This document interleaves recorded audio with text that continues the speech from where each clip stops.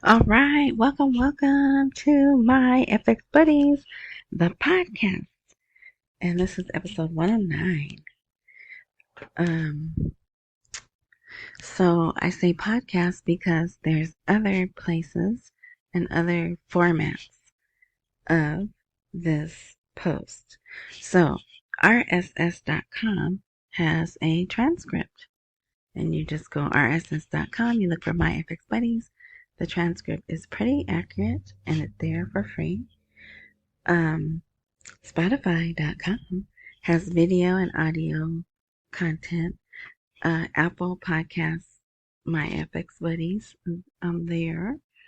But the one that really needs explaining is YouTube. If you are listening to this on YouTube, you are not seeing the video, and the video is the best. Well, the video on the blog is the best way to get the full experience.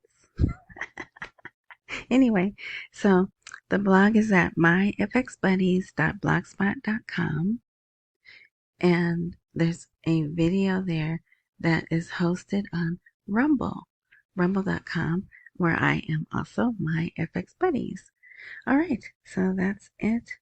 Oh, so if you're on YouTube, you have to look below the box that appears to be a video. Look for the word more, click on that, then another box opens and it has the link to the blog and some other links. What's the other one? I always forget.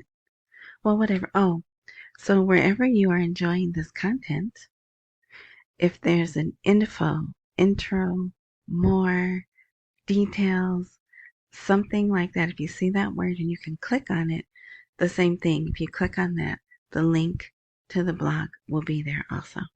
All right, so let's get into it. So it is Wednesday, September 18th, 2024. I'm doing this post mainly for this article here. It's no longer useful. Sadr cancels expected million-man demonstrations in Baghdad. So, tomorrow, I believe, either tomorrow or the 20th, maybe it was the 20th, they were going to do a million-man prayer. But if you don't know about what happened yesterday, let's go down here. So I went all the way down to the bottom. If you're following along with me, right now what I'm talking about is the very last article. These people here, the Bala people with another 3 letters in front of it, they were hit hard yesterday, and immediately they blamed Ice Cream Land. For those of you who are new, I is another country that I don't say. I call it Ice Cream Land. So just really quick, there's an article here that talks about it, but if you don't know, there were some pagers that exploded. Lots of pagers. So it was a very elaborate scheme. Brilliant. Wicked, but brilliant. So it hurt some people they intended to, but also a lot of innocents as well. So, yeah, they will probably be shocked. But of course they always vow to retaliate, right? And then some more went off today. Today it was radios. And it just, you have to wonder, how did they get in? How did they know who was going to have what pager? So many questions. And they are asking. They're doing an investigation. The company who made the pagers, they've already been to them and like, did you know about this? How could this happen? So yeah, it's a really big deal. So because of that, now let's go all the way back up to the top. It's not working. Sadr says, there's too much evil in the world, and my million-man marches are just not working. Basically, that's what he says. It's no longer useful. He canceled. The leader of the Sadr movement today decided to cancel the expected million-man demonstration in Baghdad. So after the Zionist recklessness and terrorism in Pizza Land, that's what I say for this word right here. Lebanon, I think it's still safe to say Lebanon. With the public cover of the great evil America and their failure to respond to international resolutions and humanitarian appeals, and their disregard for the voice of the peoples rising up against the systematic Zionist-American there's that word, I'm not going to say that word, that wants to drag the entire region into a conflict. But instead of conflict, it's a three-letter word that starts with a W, but I don't say that word, of extermination. I find it logical to cancel the expected million-man demonstration. I've been in this for quite some time. I don't recall him ever canceling, except one time, Sadani, I think, promised him something. Actually, I think they have paid Sadr off. They promised to give his city a new electrical grid and some other stuff to modernize it. And he had been quiet ever since they made that arrangement. But anyway, so yeah, okay, so this article, I just put it here. I'm sure someone will want to read it, but here's the title.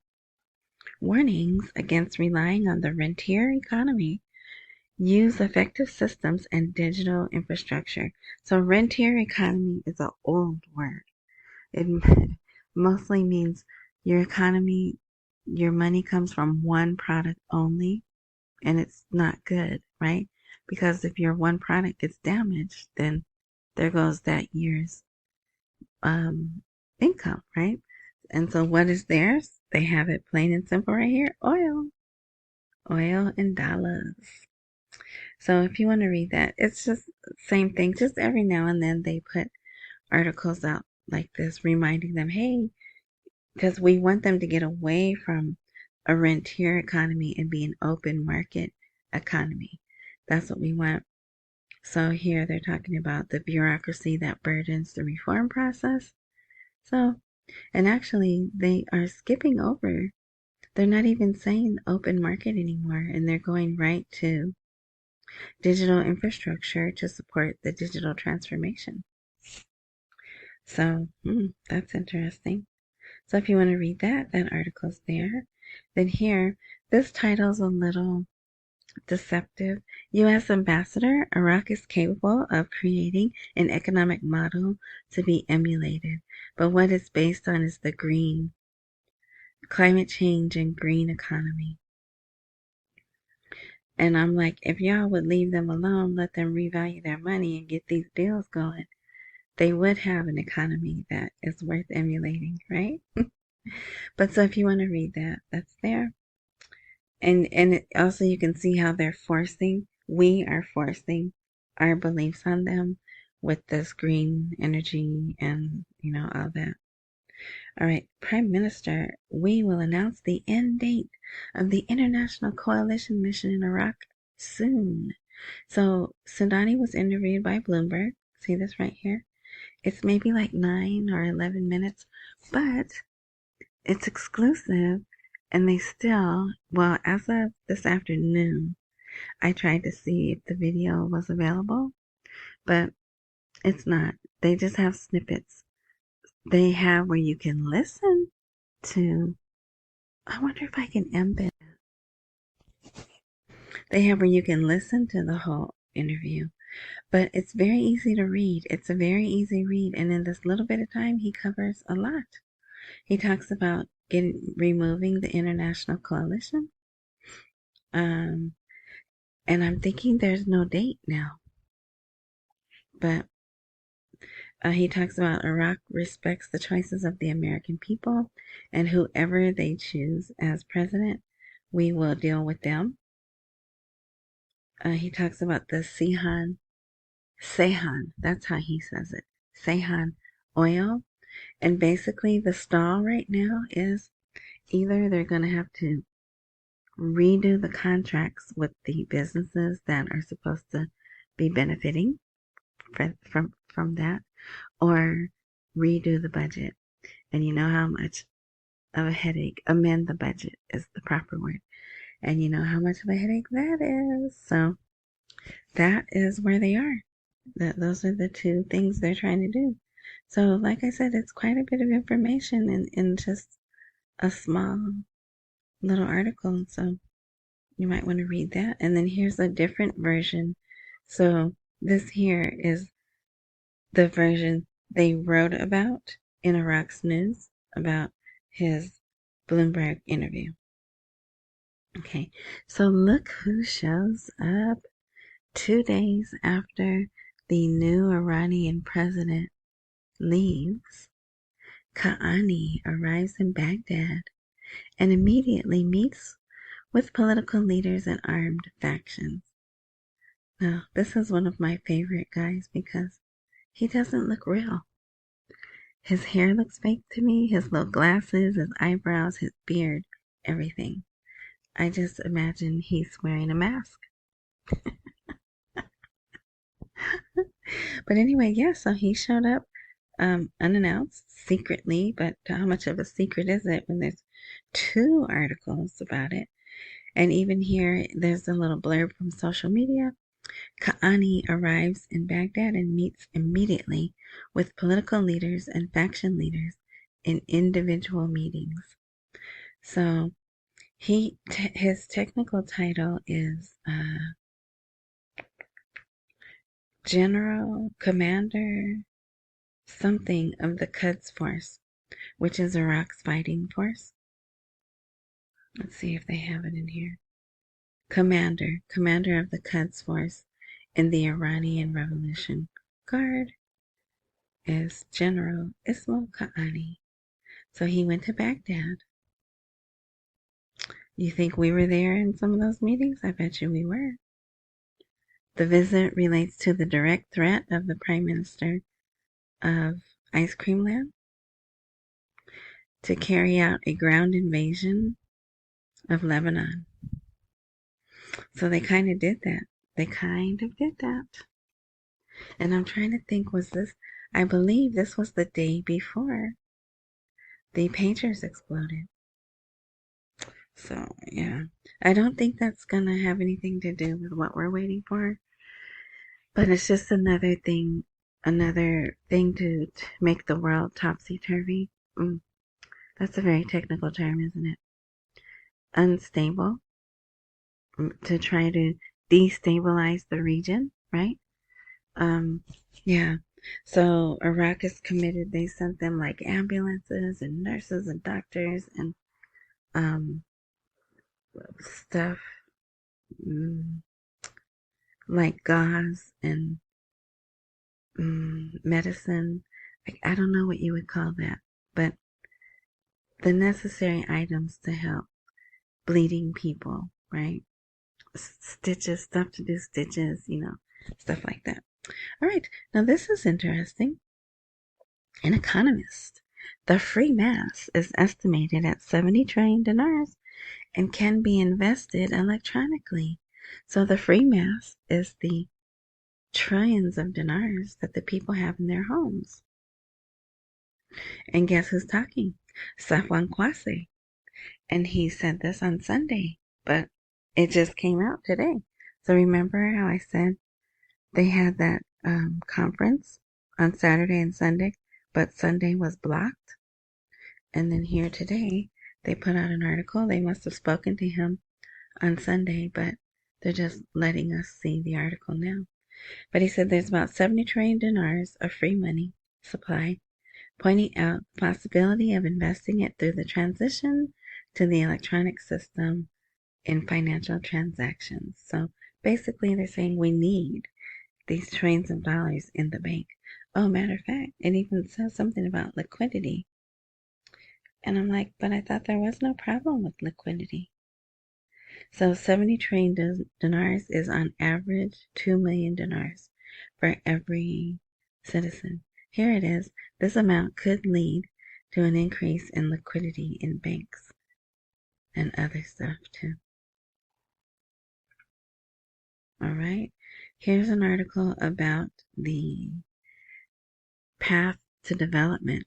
So here it is. Remember I had said maybe I could find a picture. I didn't. It just happened to be part of this article. So it literally is going to go through the whole country. See that? I think it starts here and it goes up. And Iran is over here. And I think Turkey is here. But that's not important. But yeah. So this is like Kurdistan. And then the rest of this is just Iraq, southern Iraq, Baghdad. So yeah, so it's a pretty serious deal. That's why I don't talk about it, because it's going to take, they said 5 years. Yeah, good luck with that. I'm thinking 10. But anyway, and also it connects to other countries, right? So, all right. So there's an article about that if you would like to read that.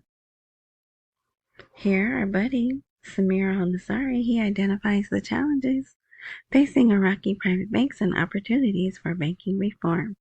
So they're still talking about reforming the banks, trying to get the consumers or citizens confidence. And then there's some numbers here, percentages and all that stuff, if you want to read that. And then also, one of the things they throw in here is they want the private banks to receive government deposits. So they must feel that they have proved themselves to be on the up and up, and want to start receiving government deposits. So this is a pretty, only a certain bunch of people will read this article. But also it says, activating and accelerating the implementation of the agreements that were reached in the rounds of negotiations between the central bank and the U.S. Treasury in Washington and Baghdad to lift U.S. restrictions on the use of the U.S. dollar. So there's another article I believe they have, but I'm going to go in order. Hopefully I did put it here. So here, Sudani directs the preparation of guidelines to ensure fair competition in the banking sector. So here's the document. And here they're talking about, basically, they don't want banking monopolies. They want fair competition in the banking sector. It's interesting. He has to put out a directive for that. Oh, it looks like I forgot to put the article. Okay, but there is one article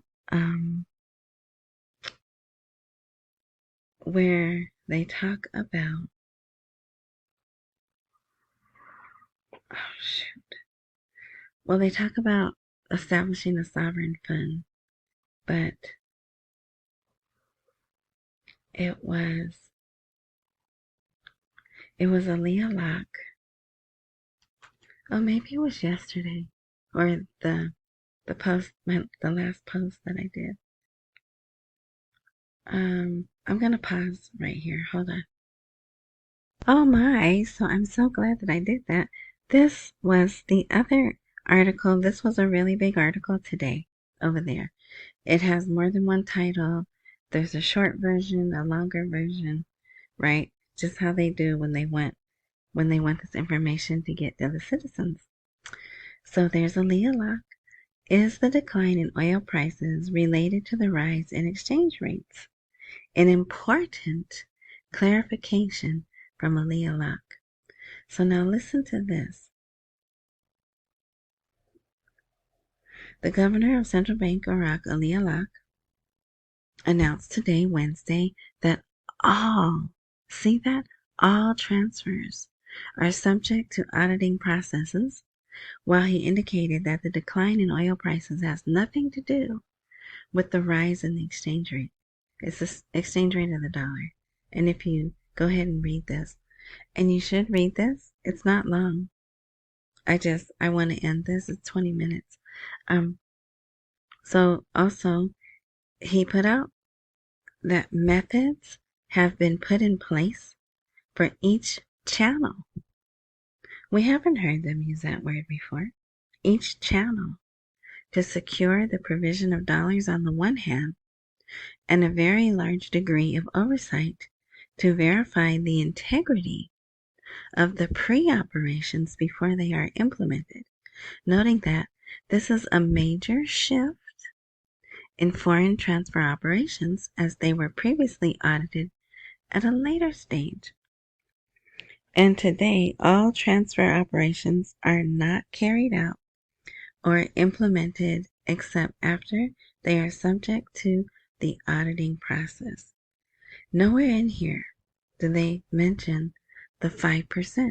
Remember before they were saying only 95% of the banks had to go the old way? Now here he's saying all transfers are subject to the auditing process, and this new word channels. So they may have moved to the next level, like that other article said.